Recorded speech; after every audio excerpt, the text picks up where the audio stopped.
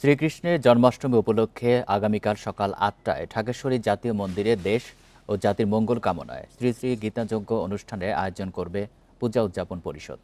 এছাড়া বিকেল ৩টায় পলাশীর মোড়ে ঐতিহাসিক কেন্দ্রীয় জন্মাষ্টমী মিছিল ও রাতে আয়োজন করা হবে কৃষ্ণ পূজার। শ্রীকৃষ্ণের জন্মাষ্টমী অনুষ্ঠানে প্রধান অতিথি হিসেবে মিছিলের উদ্বোধন করবেন সেনাবাহিনী প্রধান ওয়াকারুজ্জামান। বান্ডেল থাকলে প্রতি সেনমানিতে টাকা বাঁচবে। বিকাশ সেনমানি বান্ডেল কিনে জিতুন প্রতি লেনদেনে। অনুষ্ঠানে উপস্থিত থাকবেন বিমান বাহিনী প্রধান ও নৌবাহিনী প্রধান। অনুষ্ঠানে ঢাকার বিভিন্ন মঠ ও মন্দিরের ভক্তরা উপস্থিত থাকবেন।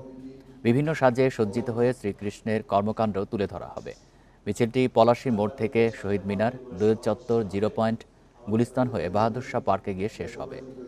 মতবিনিময় সভায় পূজা উদযাপন পরিষদের নেতৃবৃন্দ বলেন, বেদনা ও উদ্বেগের সাথে লক্ষ্য করছি লালমনিরহাট ও রংপুর সহ সারা দেশে বিভিন্ন স্থানে সাম্প্রদায়িক হামলা, নির্যাতন, জবরদখল ও প্রতিমা ভাঙচুরের ঘটনা ঘটছে।